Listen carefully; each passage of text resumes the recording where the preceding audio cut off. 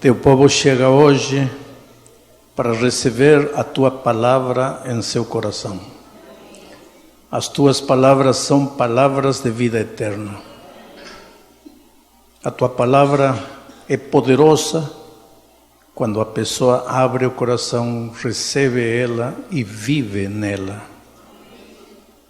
Hoje Tu podes fazer milagres na vida das pessoas, desde o momento que com sinceridade aceitem o poder regenerador, o poder transformador, o poder perdoador da Tua palavra.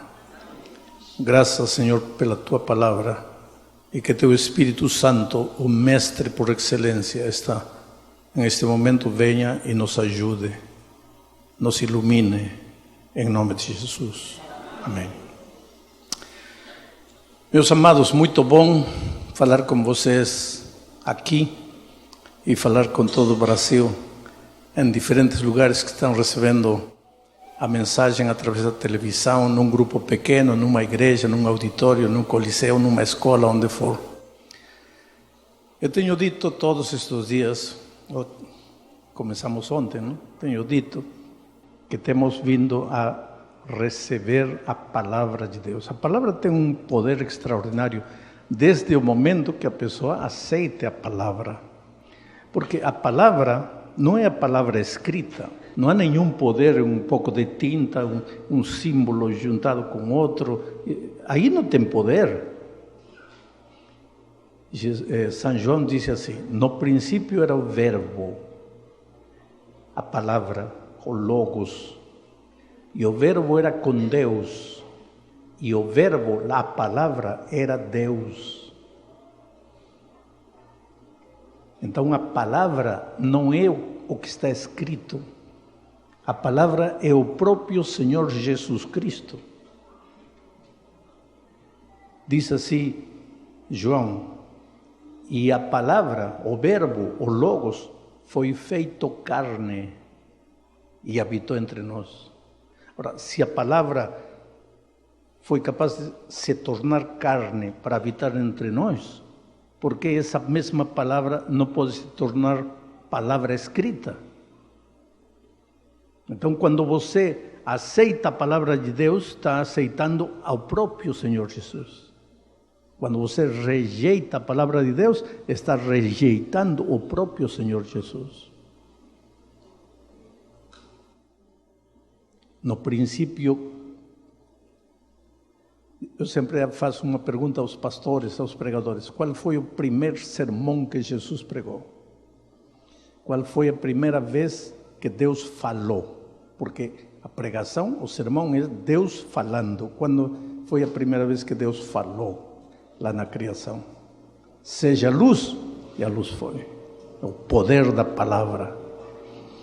Essa palavra que em grego, no Novo Testamento é chamada de logos, no Velho Testamento é chamado de dabar. Dabar. Porque no grego, logos, no hebraico, dabar. Esse dabar é capaz de fazer maravilhas na vida das pessoas. Se foi capaz de criar, por que não pode fazer maravilhas na tua vida? Não há nada na tua vida que o dabar, o logos, a palavra, o Senhor Jesus não seja capaz de fazer, desde o momento que você aceite.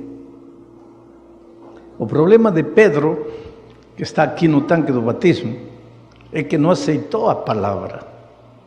Porque a primeira vez que ele me viu pregar foi no Paulo Sarasate, em Fortaleza, lá pelos anos não sei quanto, quando eu ainda tinha cabelo. E ele era um jovem que estava crescendo assim, financeiramente, de uma maneira extraordinária. Mas ele parou de crescer. E sabe, querido, a vida é crescimento. A vida é crescimento. A pessoa que não cresce, está morta. Se você não gosta de crescer, já está morto. Você não sabe, mas você já está morto. Porque a vida é crescimento. Todo ser vivo cresce, cresce, cresce. Só que não é fácil crescer, porque o crescimento envolve dor. E o ser humano não gosta de experimentar dor. Porém, não há crescimento sem dor. Você quer crescer intelectualmente, tem que renunciar muita coisa para meter a cabeça nos livros e ler e estudar. Você acha que o conhecimento vem assim do céu para a tua cabeça? Não, tem que gastar horas. Enquanto os outros estão assistindo televisão, você é metido nos livros. Quer qualquer coisa, quer construir uma casa, pois tem que suspender as férias, tem que cancelar um projeto para concentrar todo na casa que você quer construir. Tudo é dor. Crescimento é dor. Só que o ser humano não foi criado para a dor. Por isso rejeita a dor. E ao rejeitar a dor, não cresce. É mais cômodo ficar aqui, já cheguei aqui, já me acomodei aqui. Pedro foi próspero financeiramente. Muito, muito próspero. Teve muito dinheiro. Teve uma empresa que estava dando tudo certo, mas não cresceu.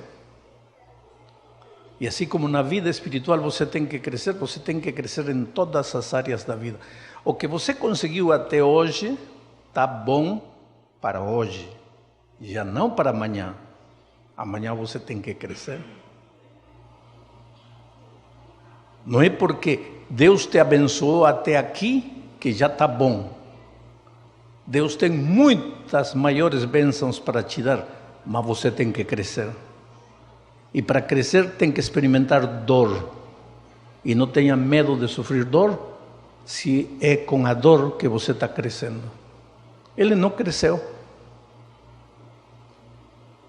Perdeu tudo, fracassou, comeu pó. Em todo esse tempo Deus falava e falava e falava. Agora tem um problema com o ser humano. Se tem dinheiro, para que Deus? Se tem um bom emprego, para que Deus? Se tem saúde, para que Deus? Você já percebeu que a gente só lembra de Deus quando perdeu tudo? Quando está com câncer? Eu tenho visto ateus converter-se na hora da dor, da morte.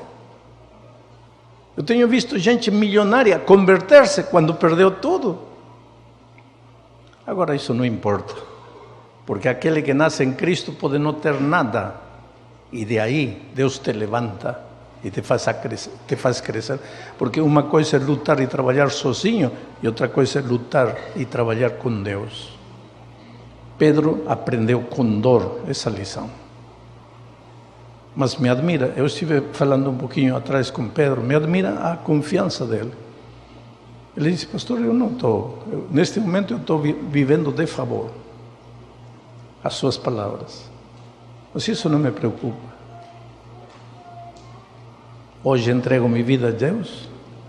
Hoje Deus vai estar no comando da minha vida. E desde que tomei a decisão de me batizar, já começaram a se abrir projetos. E a tua vida com Cristo vai ser outra vida. O centro de tua vida já não será mais o dinheiro, nem o trabalho, nem a empresa. Será Cristo. Vou pedir a tua filha, onde está a filha de Pedro? Filho de 9 anos, onde está o filho de Pedro? Vem cá, filho. Vem cá. Eu quero que teu filho seja o primeiro em te dar um abraço. Muito bem. Pedrinho, como se chama? Bom. Pedro também. Pedro, espera um pouquinho. Eu quero o abraço molhado. Espera ainda. Muito bem, Pedro, olha para mim. Agora com Cristo você tem um exemplo a dar a teu filho. Você não vai dar dinheiro, embora dinheiro não vai te faltar, mas você vai dar um caminho para seguir. O tesouro mais precioso que ninguém vai tirar dele, que é Cristo na vida dele. Para que Deus perdoe toda a tua vida passada, para que você nasça de novo, para que simbolicamente teus pecados sejam sepultados nas águas para sempre, para que você nasça um homem novo. o pastor, como ministro do Evangelho, te batiza em nome do Pai, do Filho e do Espírito Santo. Amém. Agora, olhem o rosto dele quando sair da água. Pedro, olha para o público. Olha para o público. Olha para eles. O rosto do Pedro que entrou era um. O rosto do Pedro que saiu é outro. E esse milagre ninguém pode entender. Que acontece embaixo da água. E para você entender, só se você for batizado. Só se você se batizar. Então, se pela televisão alguém está me assistindo que ainda não tomou a decisão do batismo, eu sugiro, eu insto, eu apelo. Que espera? Batize-se. Entregue-se ao Senhor Jesus. Renda-se a Ele. Entregue sua vida definitivamente para Ele. Agora sim, Pedrinho, pode abraçar seu pai? Muito bem.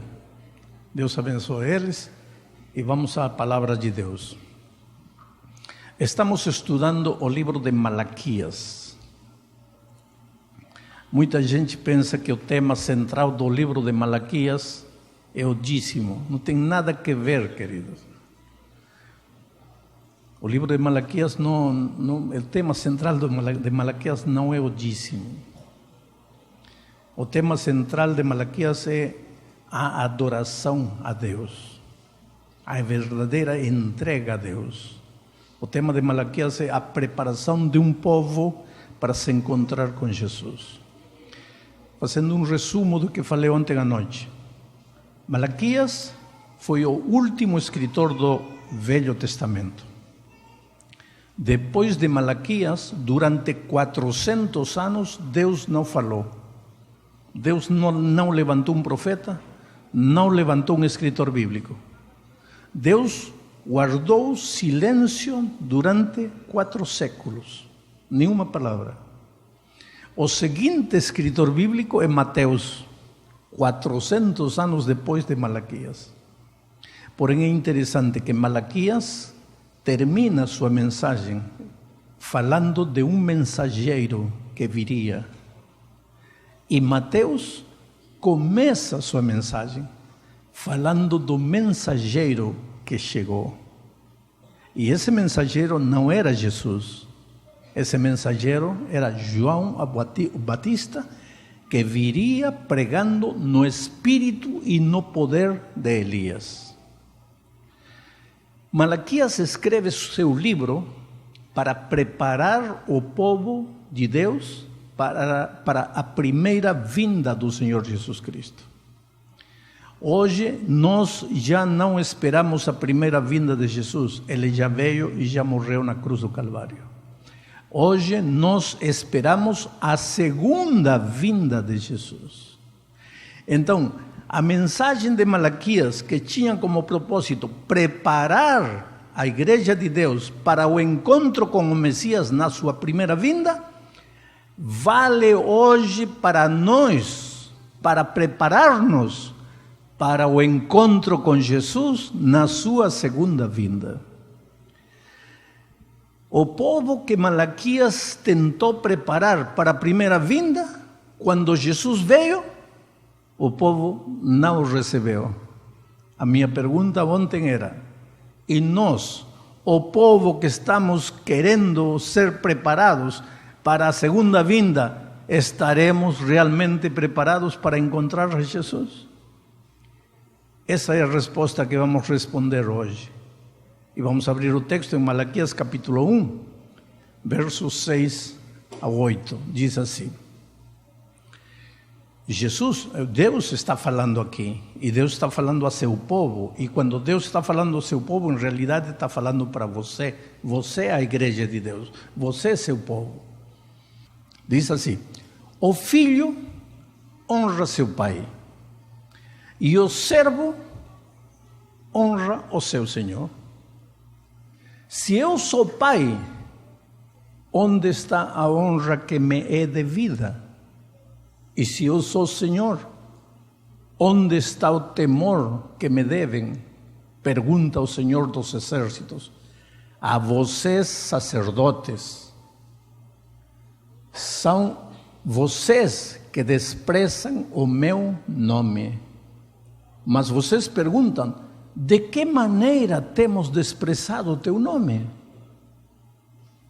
Trazendo comida impura ao meu altar. E mesmo assim ainda perguntam, de que maneira te desonramos? E se vocês têm tempo, leiam os outros versos, vão a perceber aí. O povo, Deus diz assim, o Pai merece honra porque Pai. O Senhor merece honra porque Senhor. Se vocês dizem que eu sou Pai de vocês, onde está minha honra?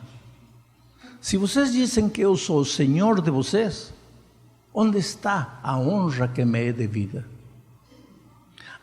Aí o povo pergunta e diz, mas Senhor, por quê? Poderiam ir procurando o verso 9 e 10. Já estou? Não, está só... Bom, então o povo pergunta, mas Senhor, por que pergunta? Por que nos pergunta? ¿Acaso não estamos trazendo o sacrifício todos os dias? ¿Acaso não estamos cumprindo com o ritual da igreja? ¿Acaso não chegamos aqui todos os sábados? ¿Por que pergunta, onde está minha honra? ¿Acaso não estamos te honrando? E aí Deus pergunta, sim, vocês me honram na forma, mas que tipo de sacrifício vocês trazem para a minha igreja? Dice, no seguinte texto, Deus diz assim, vocês trazem a ovelha que está ferida, machucada, que não presta, que vai morrer. Em outras palavras, o que te sobra, isso você traz para mim. Você me adora. Eu não posso dizer, ninguém pode dizer, não me adora meu povo me adora, mas de que maneira me adora? Colocam na mesa coisas imundas. E depois faz uma pergunta, diz, apresenta isso a teu governador, a ver se te recebe. Deus pergunta, apresenta isto que você me traz, leva isso para o presidente da República, a ver se vai te receber. Agora, se ele não te recebe, por que você acha que eu vou te receber? Eu vou te fazer uma pergunta agora.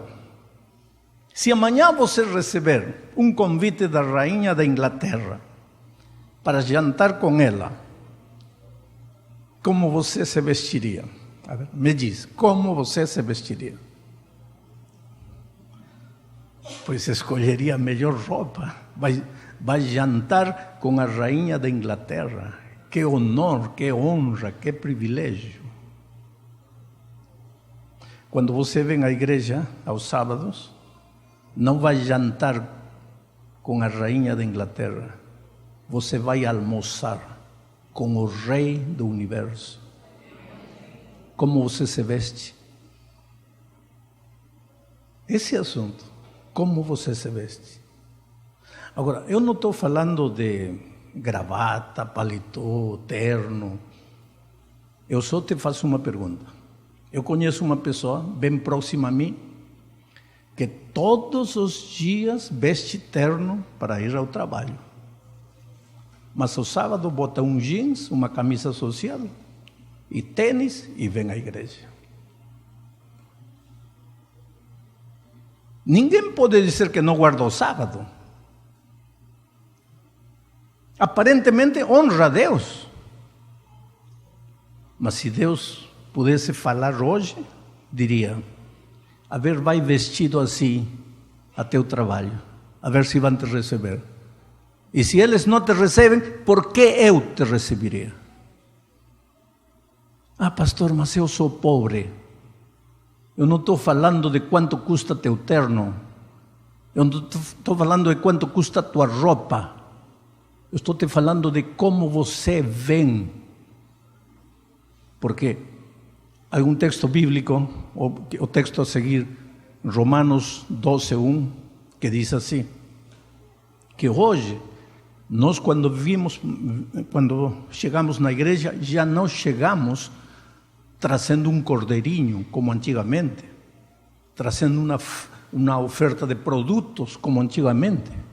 Hoje, diz, portanto, irmãos, rogo-lhes pelas misericórdias de Deus, que se ofereçam em sacrifício vivo, santo, agradável a Deus. Este é o culto racional de vocês. Antes, o que o povo ia levando para a igreja era um animalzinho, uma pomba, um pouco do produto da agricultura. Hoje, Deus não pede que você venha. Hoje diz, traz teu ser inteiro, apresenta teu ser inteiro, teu ser inteiro. Agora vou te fazer algumas perguntas. E sabe, antes de você ficar bravo comigo, esta é a vantagem de pregar do texto bíblico. Você tem que ficar bravo com Deus, não comigo. Porque antes de extrair a mensagem da Bíblia, eu tive que renunciar às minhas ideias e tive que submeter-me ao que Deus disse. Então não fica bravo comigo. Apresenta teu corpo em sacrifício vivo, teu ser inteiro. Não venha pela metade. Mas como pode alguém vir pela metade? Claro, você está aqui, na igreja, celular na mão.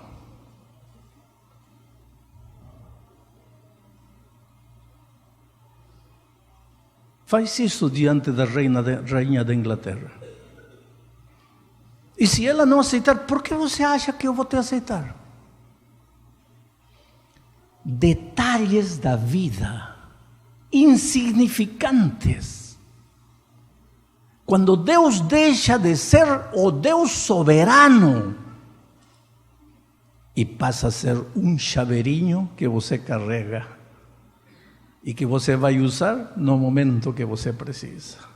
Teu carro está indo para o abismo, ai Deus meu, as coisas não estão dando certo, ai meu Deus, perdeu o emprego, ai meu Senhor. E na hora de demonstrar que é teu Senhor, que é teu Pai, você traz seu ser pela metade. Eu falo para os jovens, você vem aqui por Deus ou pelos amigos? Está sentado aqui com a palavra de Deus aberta ou está no corredor conversando com os amigos? Para que você foi à igreja? Um assunto tonto, simples, detalhe, insignificante. Mas é disso que Deus está falando através de Malaquias. Leva a vida devocional a sério. Vou falar um detalhe com os músicos, não fiquem bravos, não é para vocês. Vocês não estavam vivos nos dias de Malaquias. Eu cheguei outro dia a uma igreja nos Estados Unidos e já estava no horário para começar. E pergunto para o pastor, mas o que está faltando? Está tudo pronto. E ele disse, não pastor, está faltando o jovem que toca a bateria. Eu, pero entrem sem bateria. Não podemos, porque é a bateria que marca o ritmo. Mas a que hora vai chegar? Já está chegando. E de repente aparece o da bateria. Cabelo molhado, se percebia que acabava de tomar banho. Um jeans, uma camisa para fora. E entra e senta. Agora sim vai começar o culto. E a mãe, que estava diaconisa, há muito tempo já presente, a mãe disse assim, coitadinho de meu filho, todos os dias tem que levantar cedo para ir ao trabalho, então o sábado é o único dia que pode descansar. Que bonito. Apresenta isso a teu trabalho. Chega 15 minutos depois a teu trabalho com o cabelo molhado, a cabeça para fora, a ver se eles te aceitam. E Deus disse, se eles não te aceitam, por que eu teria que te aceitar? Mas esse rapaz está indo à igreja, e se você, para que está indo? Para adorar a Deus. Adorar a quem? A quem você vem adorar? Quem é o centro da tua adoração?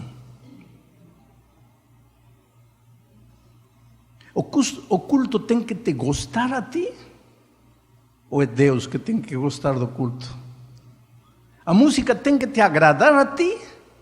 Ou é Deus que tem que se agradar com tua música? Quem é o centro da tua adoração? Quem é o centro da tua vida? Oh, queridos, o povo de Israel, ele não pensava que estava errado. Levava suas oferendas, levava seus sacrifícios, levava tudo, achava que estava certo. Mas Deus ficava com o coração doído e dizia: este povo de lábios me honra, mas seu coração está longe de mim. Sabe qual é o problema da igreja em nossos dias? Não são pecados abertos, não é tráfico de drogas, não é roubo, não é assalto à mão armada, não é prostituição aberta. Não, isso não são os problemas da igreja. O problema da igreja é uma leviandade espiritual. Durante a semana vivo como se Deus não existisse. O sábado estou cantando emocionado. Não tem nada de errado cantar. Por isso vou ir ao segundo texto, que é o capítulo 2 de Malaquias. Estou avançando lentamente. A ver se já colocam o texto de Malaquias, capítulo 2. Aí está. Esta é uma manhã de reclamos, mas não são reclamos meus, são reclamações de Deus. Então, volto a repetir, não fica chateado comigo. Não vai dizer assim: o pastor Bulhão mudou de pregação, porque antes pregava só amor, amor, agora está dando pau. Eu não estou dando pau. Essa mensagem é para mim. De que maneira eu vou servir a Deus cada sábado?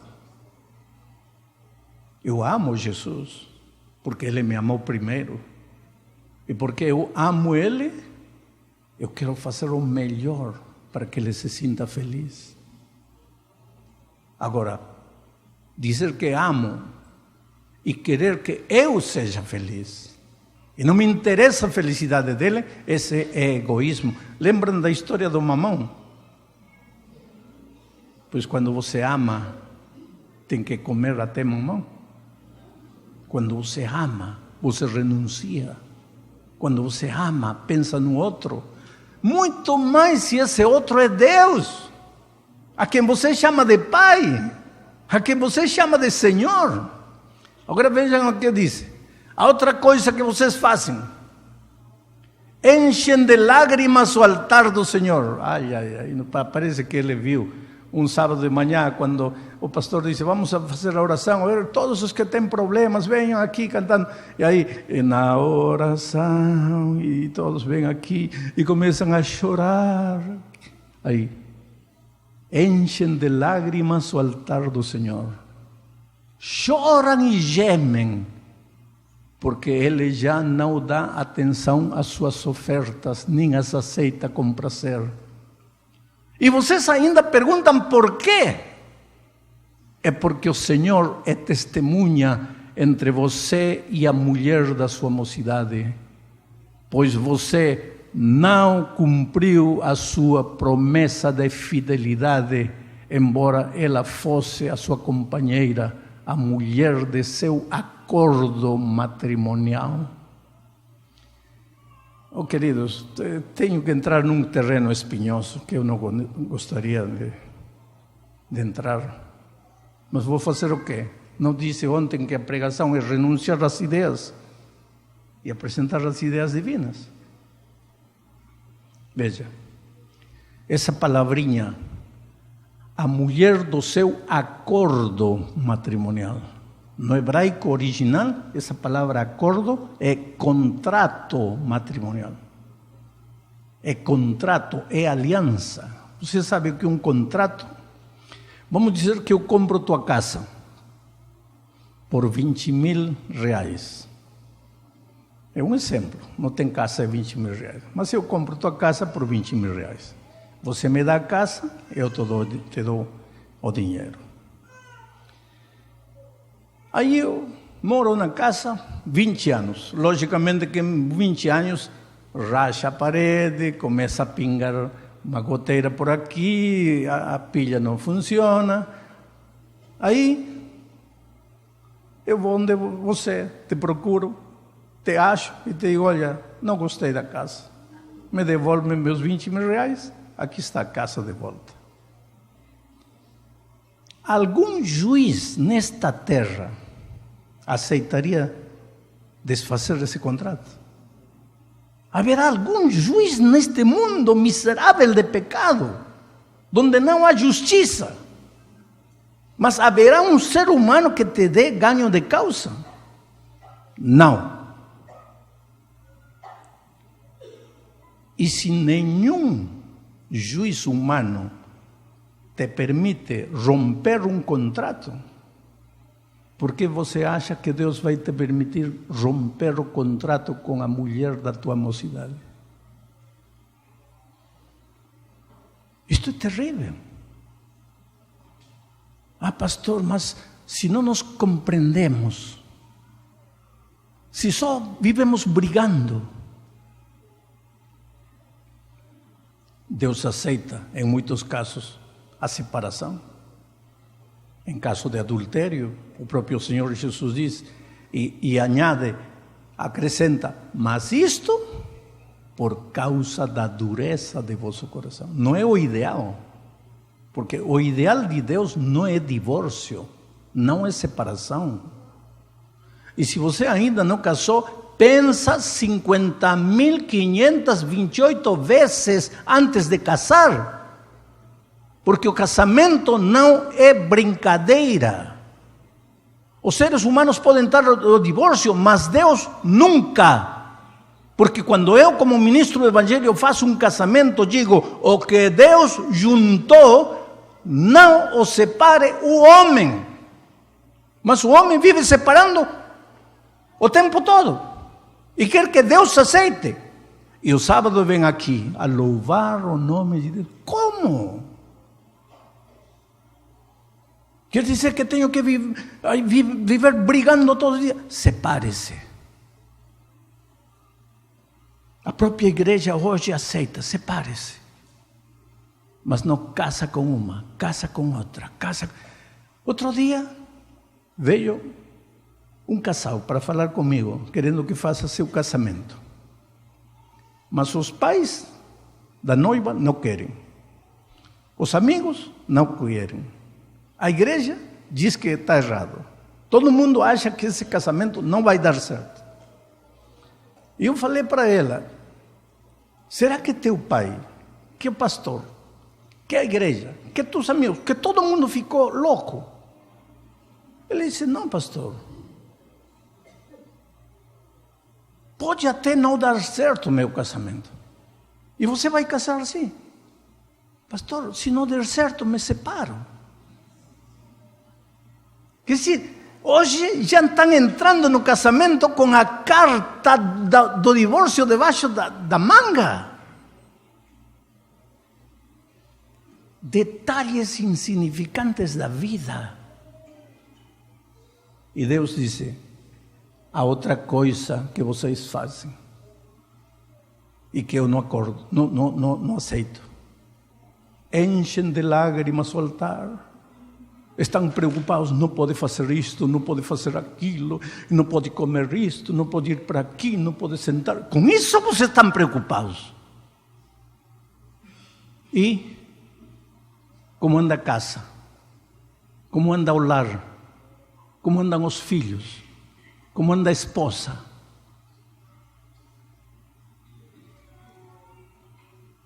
Tomara que não tenha aqui, mas tem gente que se qualifica de conservador. Eu sou conservador. E, no entanto, está batendo a esposa na casa.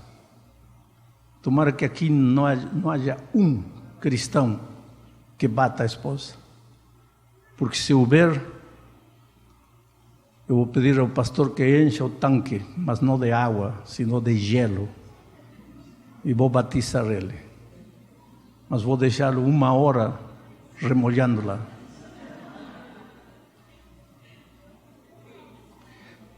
Quero lhes dizer uma coisa, queridos.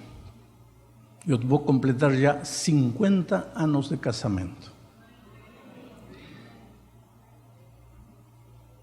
Por favor, não pensem que nunca tive problemas no casamento. Temos tido tremendos problemas, minha esposa e eu. Se esta manhã eu pergunto, você está casado 30, 40, 50 anos, nunca teve problemas? Se você levantar a mão, você é um mentiroso. Ou você está mentindo, ou um de vocês tem submetido o outro de tal maneira que outro coitado não pode ser nem pio. Então, lógico que não vai haver problemas. Não vai haver problemas para o dominante. Mas o pobre dominado vive uma vida de inferno. O casamento é a única escola onde você se matricula. Começa a estudar, mas não se forma nunca. Porque é estudar, estudar, estudar, estudar. Não tem formatura. A felicidade no casamento não é um lugar onde você chega. Cheguei, sou feliz. Isso não existe.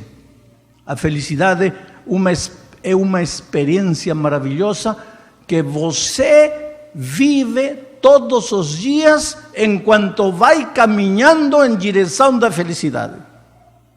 Vou repetir.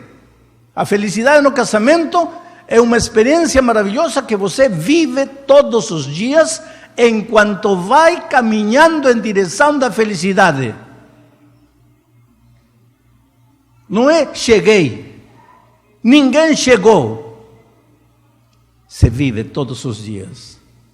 O casamento está feito de perdão, de pedir perdão, de dar uma segunda oportunidade, de aceitar uma segunda oportunidade. O casamento está feito de renúncia, está feito de lágrimas, está feito de sorrisos, está feito de alegria, está feito de tristeza. Tudo isso forma parte do casamento. Numa comida gostosa tem sal, mas na proporção apropriada. Se você coloca meia taça de sal, malogrou a comida. Até as lágrimas contribuem para a felicidade de um casamento na medida certa. Muitas lágrimas já malogrou o casamento. O casamento é uma experiência de trabalho diário. O grande problema no casamento é o temperamento. E tem muita gente que se esconde atrás da palavra temperamento. Eu sou melancólico, eu sou colérico, eu sou isso, eu sou aquilo. Não, querido, eu não vou negar a existência dos temperamentos, mas tem uma coisa que você não conhece que chama-se o poder transformador da palavra, o poder transformador do evangelho. Um exemplo disso é João. Chegou a Jesus um dia, seu apelido era o filho do trovão. Imaginem como era o temperamento de João para que lhe disseram filho do trovão. Um tipo explosivo, estupim curto, falava tonterias, besteiras. Um minuto depois já estava chorando, pedindo perdão, mas já tinha arruinado todo com a tonteria que falou. Chegou assim. E entendeu que só Jesus Cristo poderia transformar seu ser. E se agarrou de Jesus com lágrimas. Senhor, não quero ser assim, transforma minha vida. E o Espírito de Deus lo foi transformando e transformando e transformando. E quando chegamos na ilha de Patmos, já encontramos um velhinho com quase 100 anos de idade. O apelido dele já não é o filho do trovão. O apelido dele agora é discípulo do amor. Em que momento este filho do trovão deixou de ser filho do trovão e tornou-se discípulo do amor. A ver, João, fala, quando foi? Que dia? Ele não vai poder dizer. Sabe por quê? Porque você nunca percebe o momento em que Deus te transforma. Porque você pode determinar o dia e a hora em que você aceitou Jesus. Isso você pode determinar. Mas você não pode determinar o dia em que você foi transformado. Porque a transformação não é um ato. A transformação é um processo. Você vai sendo transformado. Uma vida de crescimento que leva tempo. 1 ano, 5 anos, 20 anos. Às vezes você se desanima. Mas o crescimento é assim. Eu, quando era garoto, queria crescer. Queria ser jogador de basquetebol. Imagina com este tamanho. Então, meu desespero era esse. Estava baixinho para ser jogador de basquete. Mas queria crescer. Então, decidi um dia ir na parede. Peguei uma regra com um lápis. Marquei. No dia seguinte, foi igual. Na semana seguinte, fui igual. No mês seguinte, fui igual. Aí chegava a uma conclusão. Eu não vou crescer. Passava 1 ano, me lembrava. Ia, já tinha crescido 2 centímetros. O crescimento é assim. Não espero que... Paulo, Pedro, vocês se batizaram ontem, hoje. Agora não esperem que amanhã já são santinhos que vão voando para os céus. São seres humanos. Tem que ir a Jesus todos os dias, chorar aos pés de Cristo, clamar. A transformação é uma realidade, queridos, é uma realidade. Deus pode transformar teu ser, Deus pode fazê-lo, é uma realidade. Mas para isso você tem que passar tempo com Jesus. De noite tem que deixar um pouco as coisas que rotineiramente você faz. Esquece um pouco de televisão, esquece um pouco de internet. Concentre-te na palavra de Deus. Chora, fala para o Senhor: Jesus, não quero ser assim. Estou destruindo meu casamento. Estou destruindo a vida dos meus filhos. Não quero ser assim. E de repente, o Espírito de Deus começa a trabalhar em você. E sabe o que? Quando Deus te transforma, você não percebe. Quem percebe são os outros, especialmente aqueles que vivem perto de você. Eu não acredito em pessoas que dizem: eu estou sendo transformado. Deixa que os outros digam que você está sendo transformado. Mas os que estão perto de ti, esses sim vão perceber. Queridos, quando eu prego assim em diferentes lugares, as pessoas podem até chorar, se emocionar. Isso não me deixa feliz como quando eu vejo minha esposa e meus filhos sentados, ouvindo cada palavra minha. Às vezes, entre meus filhos, minhas noras, minha esposa, lágrimas em alguns olhos. Aí sim, eu agradeço a Deus em meu coração, porque eles me conhecem. Eles sabem como sou quando me levanto. Eles sabem como sou quando vem um momento difícil na vida. Eles sabem como reajo. E se eles acreditam na palavra que estou pregando, é porque de alguma maneira Deus está trabalhando. Um processo longo.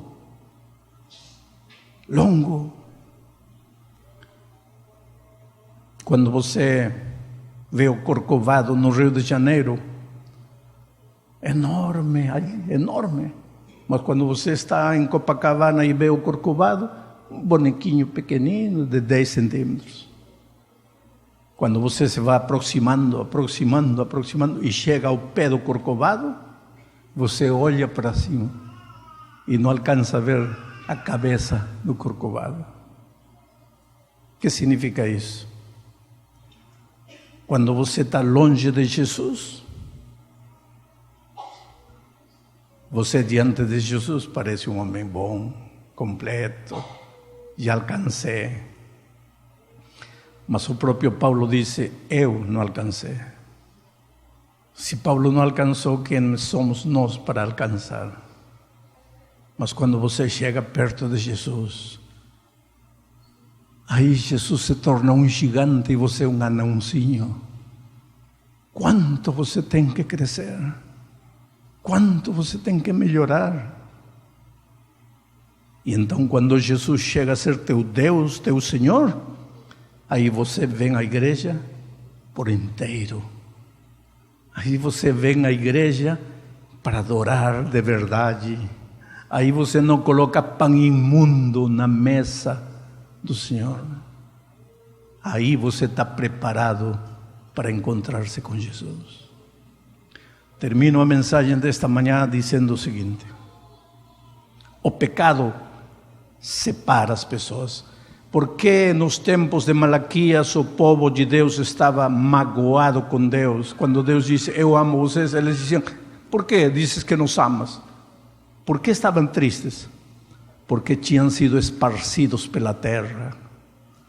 Mas não tinham sido espalhados pela terra por Deus, sino porque eles desobedeceram a voz de Jeremias, não de Malaquias, de Jeremias, que lhes disse, olha, cuidado, porque Deus chama através de um homem, chama através de outro homem, chama através de outro homem. Eles não prestaram ouvidos às palavras de Jeremias. Aí veio o inimigo, esparciu pai para lá, filho para lá, mãe para lá, todo mundo esparcido. Agora, depois de alguns anos, nos dias de Neemias, o povo de Israel volta do exílio para Jerusalém. Aí Deus levanta Malaquias. Volta, mas a vida não muda.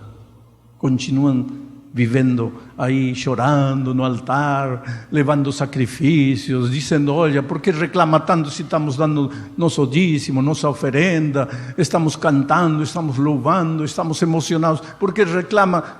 E Deus disse, por quê? Olha a tua vida. Olha o tipo de pão que você coloca na mesa. Esse pão te agrada a ti, não me agrada a mim.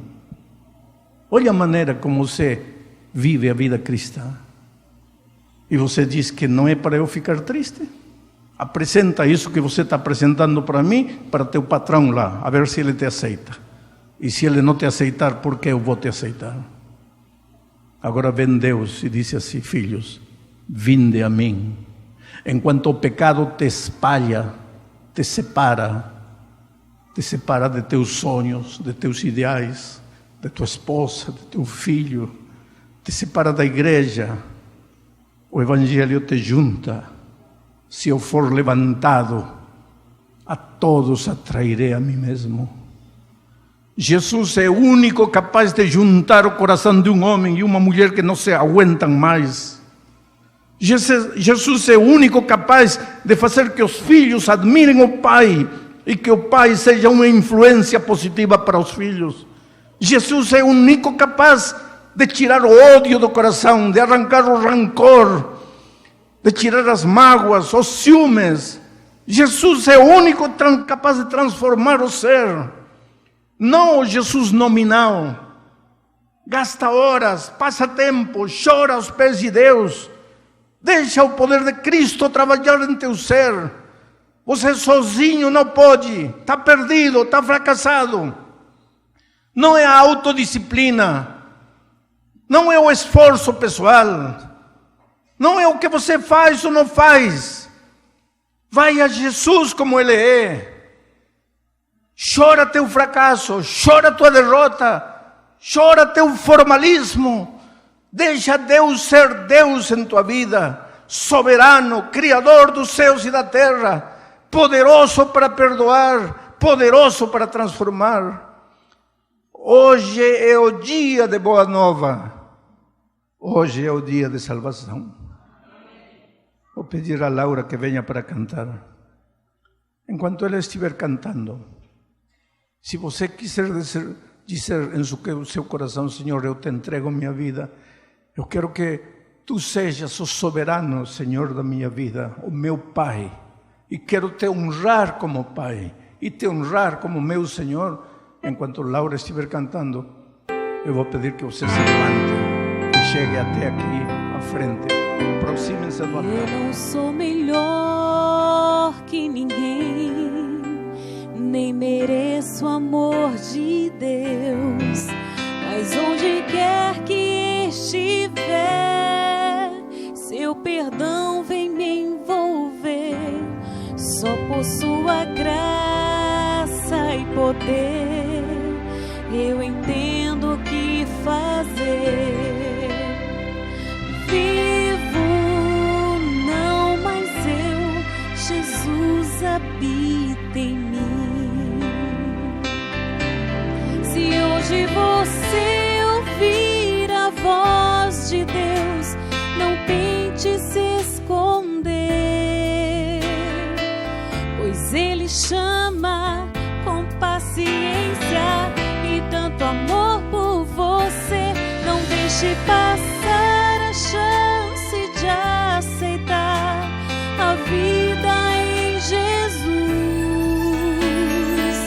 E as suas noites, outrora tristes, vão se encher de luz.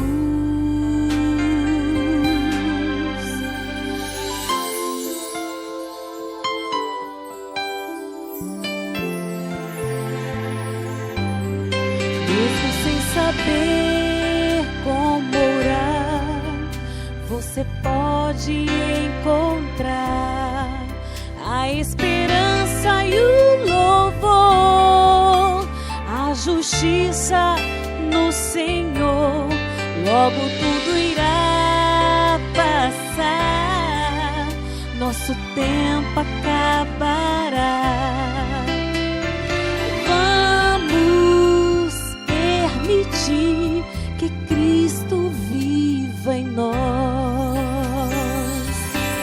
Se hoje você ouvir a voz de Deus, não tente se esconder,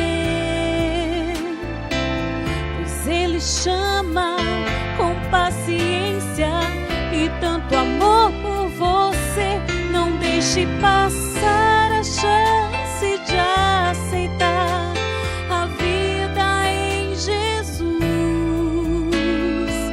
E as suas noites, outrora tristes, vão se encher de luz. Se hoje você ouvir a voz de Deus, não tente se esconder, pois Ele chama com paciência e tanto amor por você. Não deixe passar a chance de aceitar a vida em Jesus,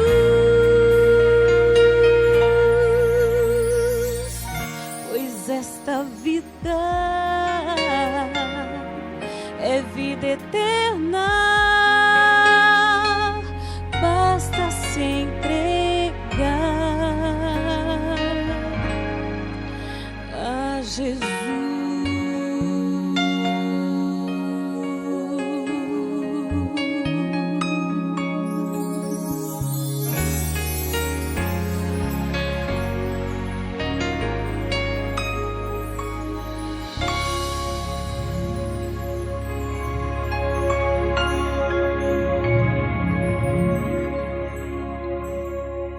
Pai amado, invocamos Teu nome como nosso Pai, Senhor de nossa vida.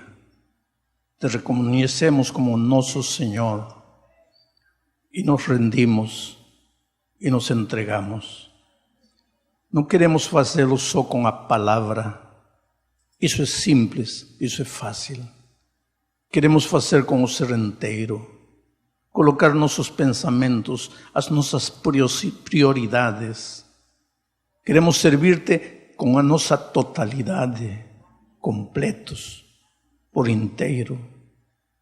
Somos teus, Senhor. transforma nosso ser, molda nosso temperamento, faz-nos homens e mulheres transformados pela Tua graça, e que Tua bênção repose sobre este povo, em nome de Jesus. Amém.